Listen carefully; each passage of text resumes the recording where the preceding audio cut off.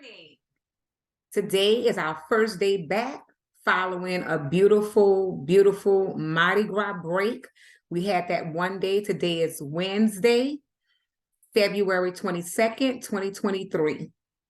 So I wanted to inform you all of some changes that were made. I know I had the wrong date for your due date for your exam. It's Sunday, but I did ask if you had the opportunity to try to complete your exam on the actual day, but you do have until Sunday to complete your exam. When it's time for the final exam, you don't have as many days because we have to have grades turned in. For our announcements, remember that today is the first day of chapter 27, which is the last chapter of this module, Inpatient Coding. I'm gonna go ahead with the announcements. Remember to check your emails daily, check your news and announcements daily when you sign on and when you signed off. Please make sure that if you're able to, post your assignments in the upload file or post them in comments.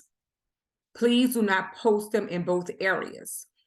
If you're able to post in comments, but you're unable to upload, just post in the comment section. Please do not email me your assignment if you're able to post or upload. It's causing a really hard time for me with grading. When I'm looking in the comment section and I have it there and then I'm going back, it's doubling of what I need to do, which is prolonging me to give you a grade. So remember, if you're unable to upload, please post in the comment section. If you're unable to upload or post in the comment section, then please email me your assignments. Remember, if you're going through anything or things have changed or you're having some difficulty, please remember, communication is key. I'm unable to help you if I don't know what's going on. And then at the last minute, I'm getting people calling saying they couldn't complete assignments at that last minute. Please, I'm willing to work with you, but you have to communicate and inform me of what's going on. So we're going to go ahead and get started today. Inpatient Coding, Chapter 27. The objectives that will be covered in this chapter are: number one, explain the differences between inpatient and outpatient coding. Number two, define principal diagnosis and procedures. Number three, examine the official guidelines for coding and reporting. Number four, review the guidelines for selection of a principal diagnosis. Number five, determine when a condition should be reported as an additional diagnosis. Number six, explain the purpose of the present on admission indicators. And number seven, examine the ICD-10 PCS system. So remember, please look at in your e-learning in the grade section, your syllabi. That's going to tell you which objectives we are covering for this module. Where to look, it's in the grade section of e-learning and it's labeled syllabus. If you ever need to know what objectives are being covered, or if you want to go ahead and read on. So the differences between inpatient and outpatient coding. It says studies have focused on physician services and how to report these services.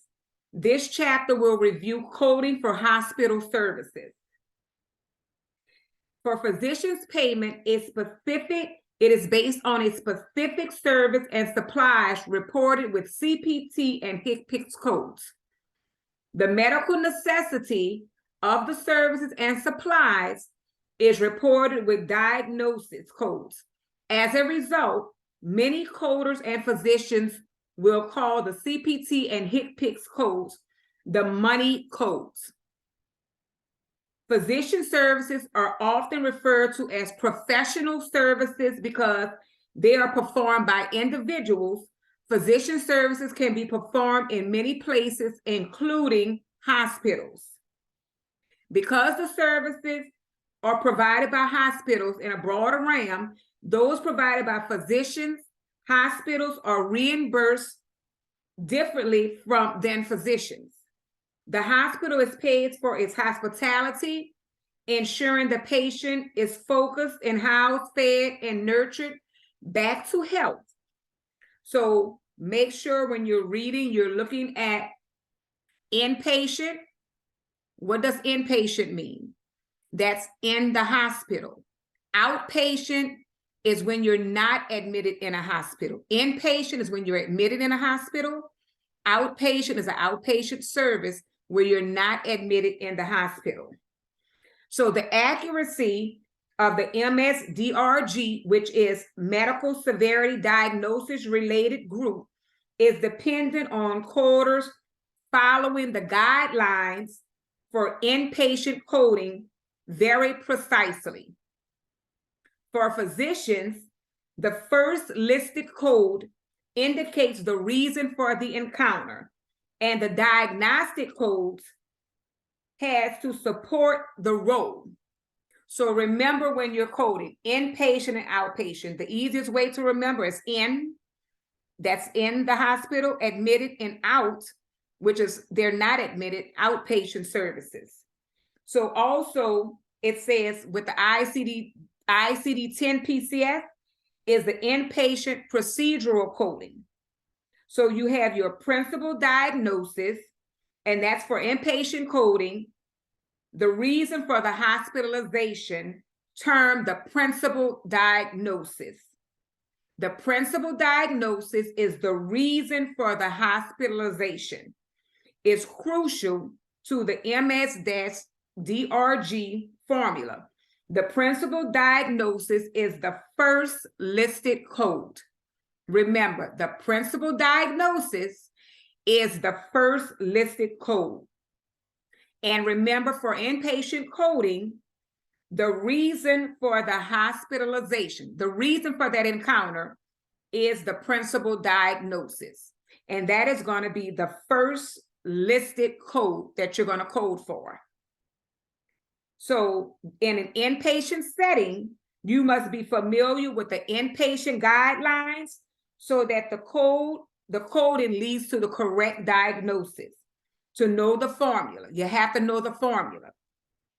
Remember also to check and read your PowerPoint slides. It gives you pertinent information, examples of everything that's going on.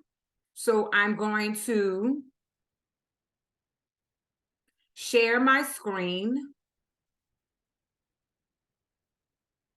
real quickly. And I'm going to go right here to the PowerPoint slides.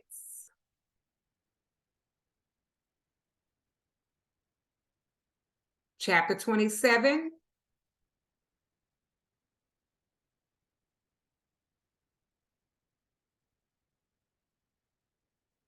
And it states right here. So it's so important to read and review these PowerPoint slides. Very helpful information. The selection of inpatient principal diagnosis. Condition established after study tests, chiefly responsible for patient admission, applies to all non-outpatient settings, acute care, short-term, long-term, and psychiatric hospitals, home health agencies, rehab facilities, nursing homes, etc. It's continued. Code from ICD-10 PCS. Principal procedure is definitive treatment rather than diagnostic or exploratory. Necessary to take care of a complication. If two procedures meet criteria, report one most closely related to principal diagnosis, which is that first encounter, the reason for the actual encounter, the visit.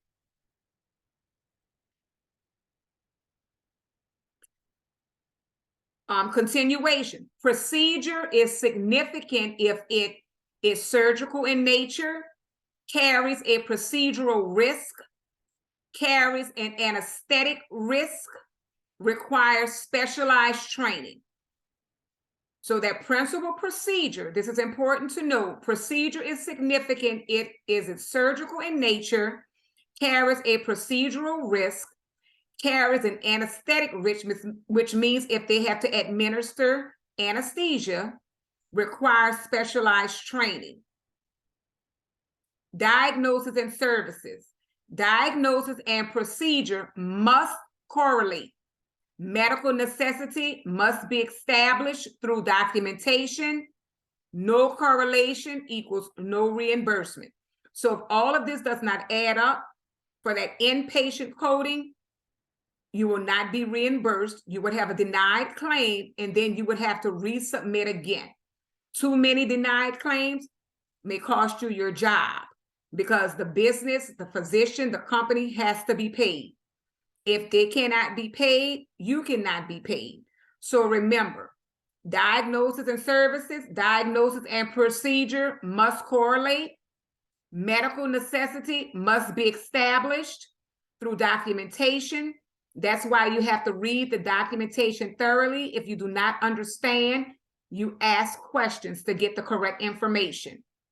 No correlation equals no reimbursement. So that's the first few objectives that we will cover. Remember, on Thursday, 4 p.m. every Thursday is our Zoom class. Please try your best to be in attendance. This will also assist you with getting extra points. Remember, those extra points do add up. So again, enjoy your day, enjoy your Wednesday. If you have any questions or concerns, please do not hesitate to reach out to me. Enjoy your day. Bye-bye.